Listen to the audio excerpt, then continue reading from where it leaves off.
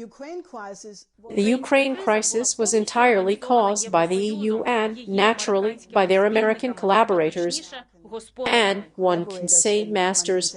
Any information from Kiev cannot be trusted, certainly due to Biden administration's policy. Many more Ukrainian civilians will die. Hello, you are watching BIHUS. I am Anastasiya Usenko. Today's episode is about the army. Although no, you still have to earn the right to be called an army. We are talking about a bunch of propagandists who are turning the audience against Ukraine in different countries of the world. Why talk about them at all? Because against the backdrop of a record increase in Western assistance, the Russians have started a new wave of hysteria, which they are trying to spread around the world. Every time they hear about Abrams or Leopards, they start launching missiles or kamikaze drones at us, and those who supply this important equipment to us face Russian information attacks. And they do it with the help of the same pro-Kremlin talking heads. Their task is standard to voice the usual Russian propaganda ideas. Dear world, let's put up with Russia. Let's be friends with Russia. Let's be afraid of Russia.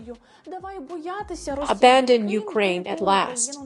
However, this is funny and familiar to us, but the problem is that all this is being poured into the ears of citizens of many countries who may not be very aware of what exactly is happening here and may not have access to other sources of information. Diplomats, teachers, politicians, journalists, generals, and even ex-intelligence officers are sowing fear and doubt, playing along with the Kremlin. Who are they? What are they trying to convince Ukraine's Western partners of? What tools do they use? And most importantly, how can all this verbal mayhem still be so destructive against us? Let us analyze all this with the example of several countries.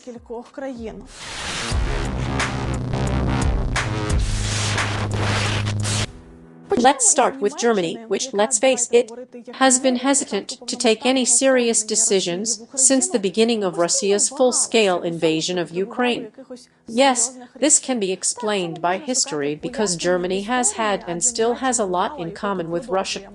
More than 40 years of the Soviet Union's presence in half of this country not only raised several generations but also created the basis for further cooperation and, well, let's call it friendship. Therefore, the old German elites were simply not used to clashing with the Russians, who were once very important to them. The German authorities hesitated from the start. While some were bringing javelins and laws to fight Russian tanks, the Germans promised to provide helmets. It was telling. Then came the titanic diplomatic work, the condemnation of citizens, and pressure from the leaders of other civilized countries. And now we are getting Leopards from Germany. For us, this is a war with the Germans, not even with the Ukrainians anymore, with Germans. And when they start sending Leopards there, Simeon wrote correctly on her telegram, "Don't cover up the Nazi crosses." For us, these are all Germans. Continuation of the Great Patriotic War. The Russians are doing their best to pull Germany back. They engage the media for this purpose.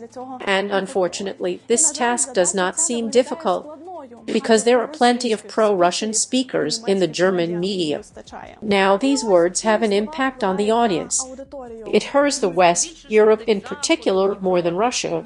The German Center for Monitoring, Analysis and Strategy surveyed Germans about the Russian-Ukrainian war, first in April and then in October 2022, and compared the answers. In April, 29% of Germans agreed with the statement that Russia's invasion of Ukraine was the result of NATO provocations. In October, this figure rose to 40%. In April, 14% of Germans fully or partially agreed with Russia's favorite talking point that the war was necessary to remove the fascist government in Ukraine. In October, the number was already 24%. Some 6 months passed between the polls, which is an extremely short period for people to change their minds so dramatically out of the blue. And even more so, to become so abruptly supportive of conspiracy theories. Well, obviously, someone helped them. One of the main mouthpieces of pro-Russian propaganda in Germany is Helga Zepp-Larouche, the founder of the Schiller Institute, which is represented in several countries, and a political expert. To avoid getting into too much detail about the Schiller Institute, I'd rather show you a part of this video where the choir of the Institute, with St. George's ribbons, sings the Russian anthem to commemorate the Russians who died in a plane crash. This was, by the way, in 2016. No, there is nothing wrong with commemoration. It's the ribbons and the anthem that are out of place. This is a perfect characterization. The Institute has its own YouTube channel, where Zepp-Larouche regularly posts her streams discussing world politics and the Russian invasion of Ukraine. Almost 70. Well, so far 70,000 subscribers hear this from the political expert. All you had to do is go back to diplomacy. You could reopen Nord Stream 2, which is ready to go. You could get Nord Stream 1 function again. You could cooperate to solve this problem, rather than going into a winter of complete discontent. The West seems to be like lemmings running towards the cliff, towards self-destruction. During a meeting with his cabinet, Putin said that the sanctions are leading to a fuel price inflation.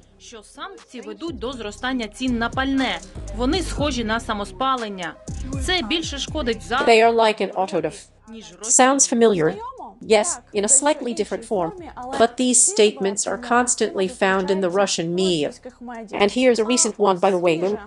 Zepp-Larouche comments on Scholz's decision to transfer the Leopards to Ukraine. Well, rather criticizes it, calling it a tragedy for Germany. Рішення уряду Німеччини піддатися масштабному зовнішньому тиску щодо відправки танків «Леопард-2» в Україну є прикладом трагедії Німеччини, яка реагує як окупована країна. Під сильним тиском США, Британії та НАТО рішення, оголошене сьогодні в Берліні, є ще одним прикладом трагічних наслідків, коли немає зобов'язань щодо серйозних переговорів. Zepp-Larouche criticizes and at the same time calls on Germans to rally against this. A protest is already scheduled for February 19. The German propagandists' pro-Russian rhetoric is now new. Here is a fragment of her speech in December 2014 at a conference at a Russian university, of course. If you listen to the speech, President Putin gave a speech to both houses of the Russian Federation. He said one thing that is absolutely clear. It is not about Ukraine that the present crisis is all about. Не навколо України. Він підкреслив, що якби не було кризи України, то вигадали б інший привід. Who is this expert? Zepp-Larouche is the widow of the American politician Lyndon LaRouche. She was fascinated by Schiller, studied him, organized symposia dedicated to him, and prepared reports.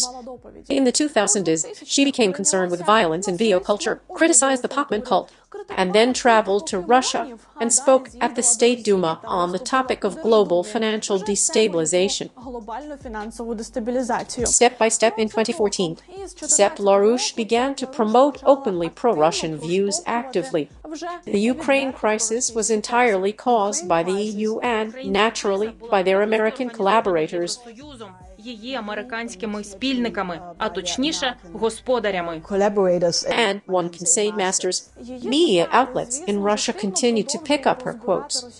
Of course, in their anti-Ukrainian messages, they refer not to some Rogozin or Medvedev, but to an authoritative source, a political expert from Germany.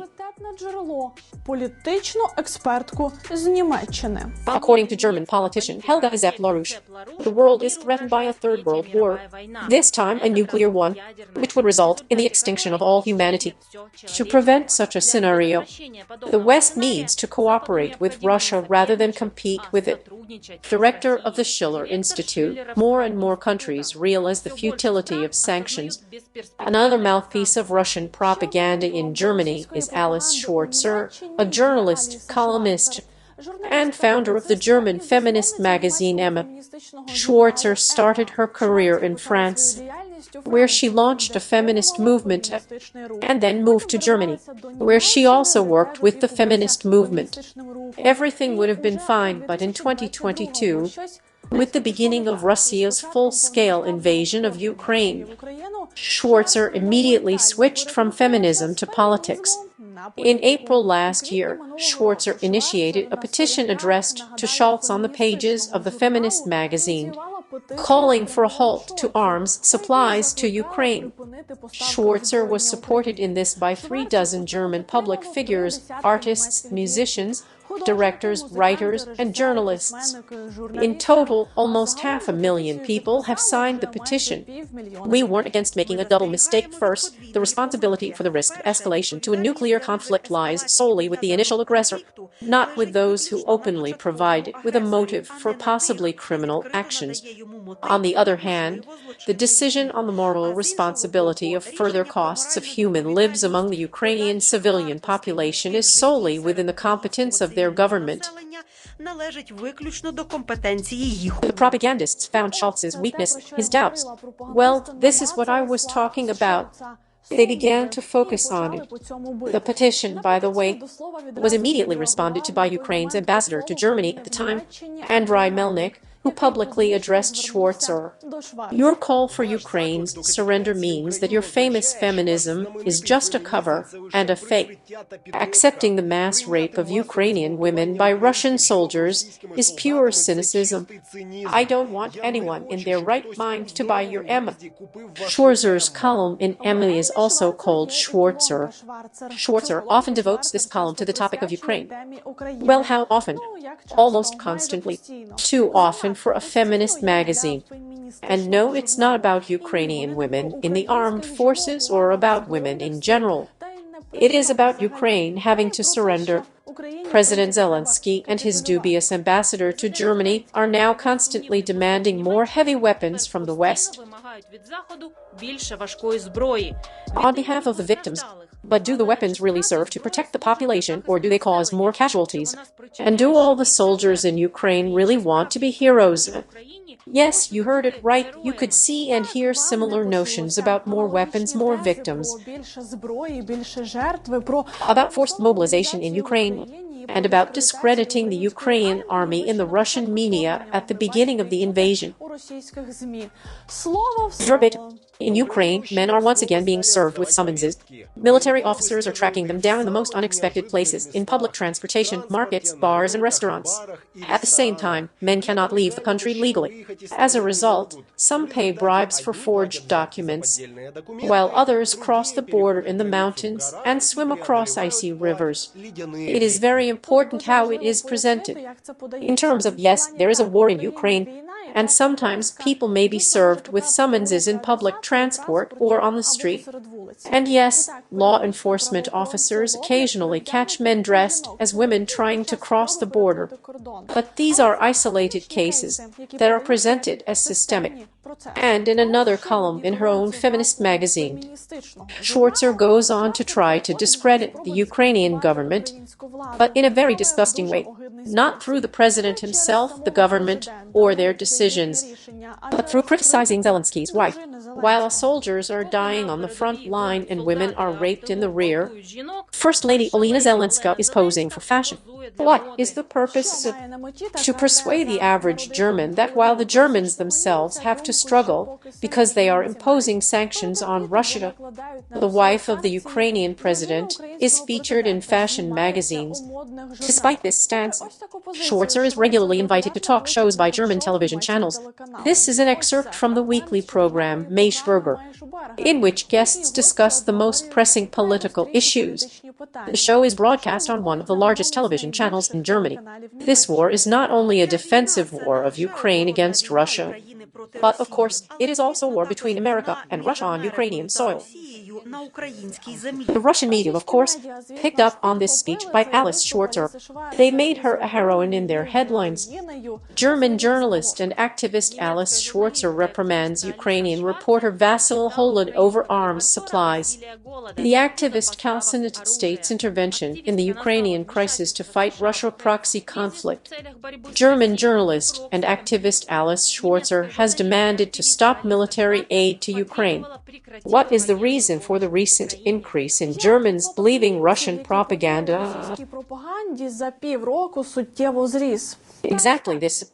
Johannes Warwick is a professor of international relations and a German political scientist who supports the views of Russian propagandists. It was he who ran into a public discussion with the aforementioned Ukrainian ex-ambassador Andriy Melnik. Warwick criticized the Ukrainian counteroffensive, and Melnik sent him after the Russian warship. Consider it getting acquainted. From the very beginning of the invasion, Warwick had been telling the public that Germany should stand aside in the Russian-Ukrainian war and not to help us with weapons. We are giving Ukraine false hope. Our current course has not yet led to success and will end in disaster. We are walking on the edge of a knife.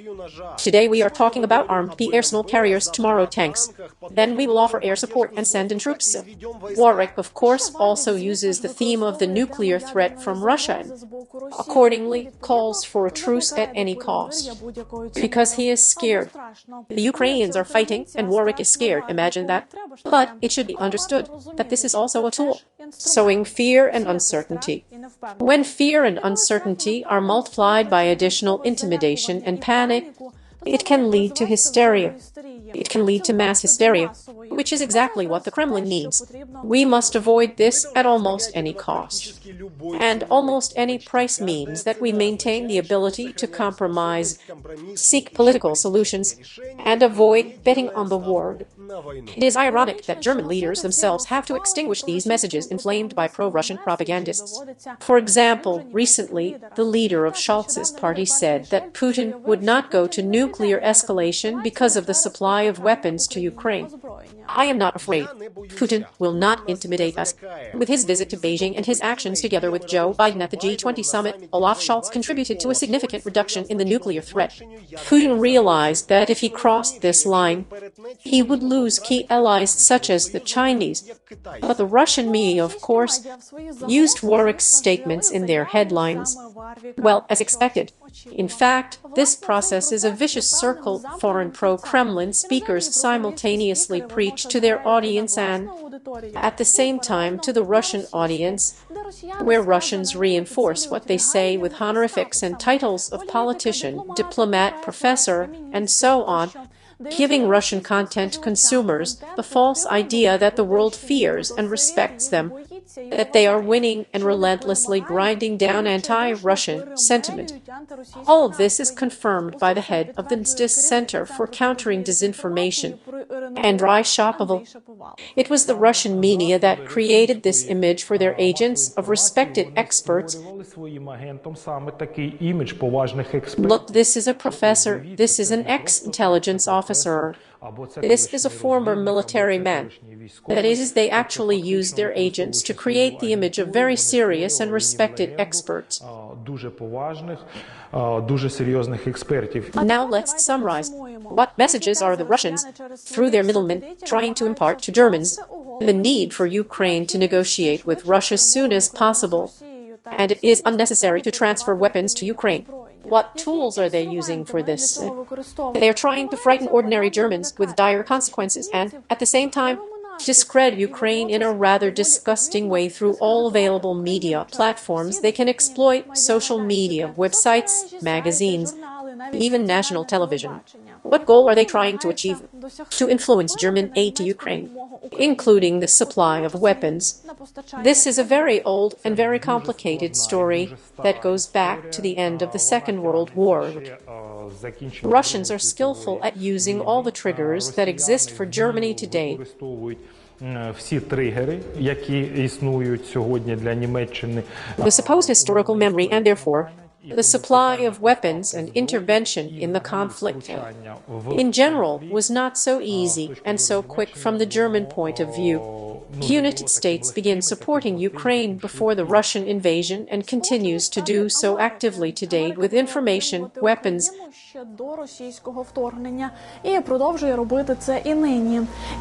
and influence on other countries that had some doubts about assistance and the organization of military exercises.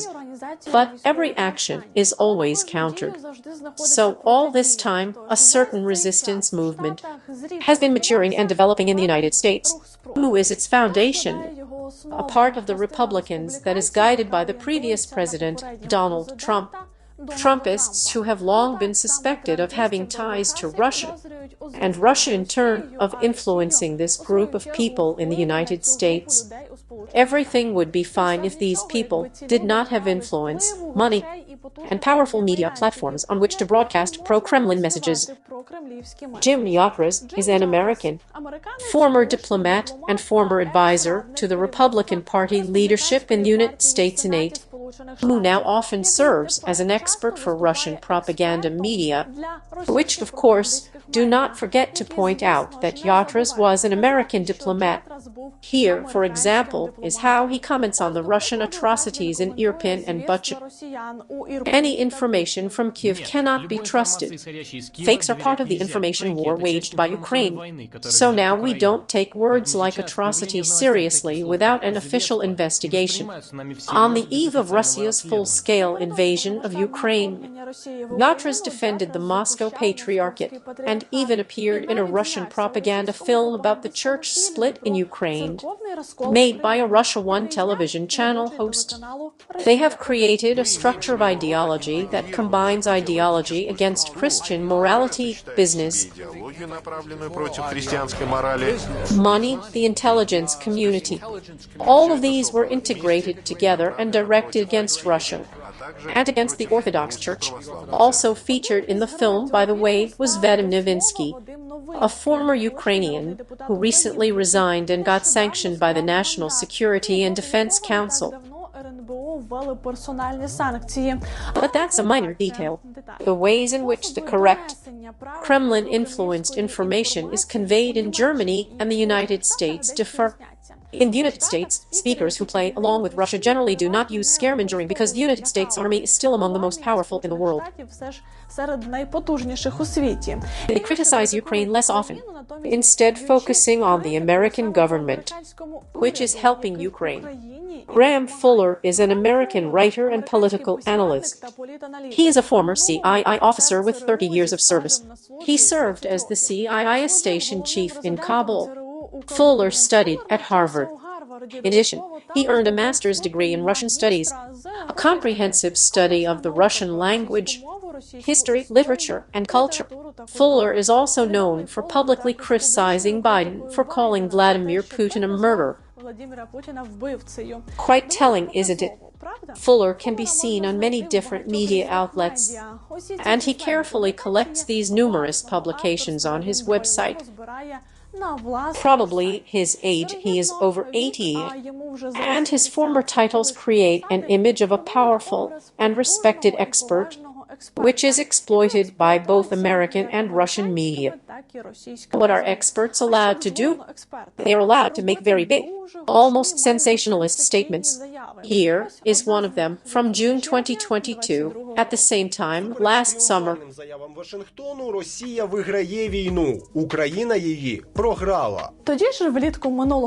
Fuller was also a guest on Solovyov's radio program. The recording was for a Russian audience, so it exists online only with Russian dub. I apologize. Russian-dubbed United States is becoming an increasingly weak country. The world is becoming multipolar. We are seeing the growth and strengthening of the influence of other countries, China, Russia, India, and other BRICS countries. Weak America and strong Russia are Fuller's main themes. The American propagandist continues to build all his subsequent speeches around this theme. The sanctions that the West continues to impose on Russia end up having a much more destructive impact on European countries and other regions of the world than on the Russian economy. Well, yes, you might be experiencing déjà vu. You have definitely heard this before from the Kremlin's propaganda media. Sanctions are not working and have no impact on Russia. Russia will survive, but they have hit Europe hard and all Europeans will soon freeze. Yes, the geographical locations are different, but the speakers have the same talking points. We have noticed that Fuller's articles are often published on the website of the United States Rand Paul Institute for Peace and Prosperity. This institute poses as an educational institution specializing in political science, but for some reason, even the home page of their website looks more like a tabloid. For example, the headline is Top 20 Most Cringeworthy Zelensky Moments. The article begins with the words, United States Empire's proxy war in Ukraine. Among these, the authors mention Zelensky's cover for Times, the president's wife's photo shoot for Vogue, Zelensky's appearance on Netflix, a meeting with Biden, and the Ukrainian flag in the United States Congress. All of these, according to the authors, are the most cringeworthy moments. This is where the methods used by pro-Kremlin figures in Germany and the United States are similar. They also tried to discredit the Ukrainian government at a time when the whole world was talking about it. You know what? This weird institute is often cited by Russian media, including quoting Fuller himself, who is the founder of the institute. Ron Paul, politician, a former Republican congressman who has previously run for president twice. His son, Rand Paul, a Republican United States senator, joined the effort last spring at the height of Russia's offensive against Ukraine to slow down the delivery of another installment of United States aid. The relevant bill was supposed to be voted on in the Senate and sent to Biden for his signature, but it was Rand Paul who demanded that the bill include amendments that would delay the provision of aid for several weeks.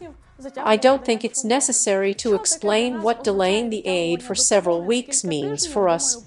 And you know, this fact points to another interesting pattern. The Russians act in a comprehensive manner. Every information attack is followed by an offensive. This was the case in Ukraine until February last year, when pro-Russian propagandists were trying to confuse Ukrainians on the eve of a real offensive. This is what they do now in the countries they can reach. The information attacks are the same everywhere, but offensives may be any direct action, such as the situation with Paul. And this is Tucker Carlson, an American journalist and television host, of course with the prefix pro-Russian propagandist. Carlson has his own show on the American Fox News channel, where he talks a lot about Ukraine. In the 2021, Carlson's evening show became the most popular news show in United States cable television, with an average audience of more than 3 million viewers per episode. And this is what his audience consumes the day that war began. So the day that war began, which was February 24, two things were very obvious. The first was that there was no way the Ukrainian army would be able to win a decisive military victory over Russia, and the reason was simple. Russia is too big. Ukraine is too small. The Russian military is many times the size of the Ukrainian military. Plus, of course, it has nuclear weapons. Carlson's affinity for Russia did not emerge in 2022. He had demonstrated it before. For example, long before the invasion of Ukraine, Carlson said that America should make friends with Russia to defeat ISIS. The full-scale war has added many shades to this affinity. We know now that the war in Ukraine is certainly not about helping the Ukrainian people. Those poor people, many more Ukrainian civilians, will die certainly, thanks to the Biden administration's policies. So that's not their goal, saving Ukraine, saving human lives. No, that's not their goal. Instead, the war in Ukraine is designed to cause regime change in Moscow. They want to topple the Russian government. Of course, the Russian media are eager to take Carlson's words for their headlines every time. Moreover, the Russians have even made a separate YouTube channel with Carlson's speeches with Russian translations. Russian dub, Joe Biden has just announced that against our interests, we are going to send missile batteries, armored vehicles, and many other things to Ukraine endlessly. Against our own interests is an understatement. By doing this, we are disarming our own country. The Instis Center for Countering Disinformation monitors how such injections from pro-Russian propagandists around the world are carried out simultaneously, as if on cue. We observe that the support for these narratives on social media is artificial. The number of bots that was used in the promotion Яка кількість ботів, яка кількість штучного інтелекту, який долучився до розгону of this or that narrative, the number of comments, and how many of those are authentic. Accordingly, we can see how artificially this bubble is being inflated around the narratives favorable to Russia. This is where we come back to the motives as soon as America prepares another aid package for Ukraine. Pro-Russian talking heads become active, telling that they shouldn't help Ukraine. And actually, America is weak, and sanctions don't work. Well, you heard it all before. To summarize, I would like to say, first of all, that we should not underestimate either Russian propaganda or the enemy's psyops. It is very important that you and I, as well as audiences around the world, can identify their specific markers. Why did this information appear right now at this moment? Who is the person pushing these messages? Which platform was used? How did Russian propaganda react to this? What are they trying to convince us of? All these questions are important. The days of blindly quoting something because an American intelligence officer or a German professor said it are long gone. These titles and regalia may conceal an ordinary Russian propagandist. And one more thing. Today, we have talked about only 2 countries, but there are plenty of pro-Russian propagandists in many others. Do you like this format? Should we continue? And if so, what could be improved? Please leave your suggestions in the comments. And that's all for today. Do not believe everything you read. Believe in the armed forces of Ukraine and see you soon. Dear friends, I'm still raising money for the radio reconnaissance unit. So if you want to join, the link to the Monobank jar is in the comments. Thank you.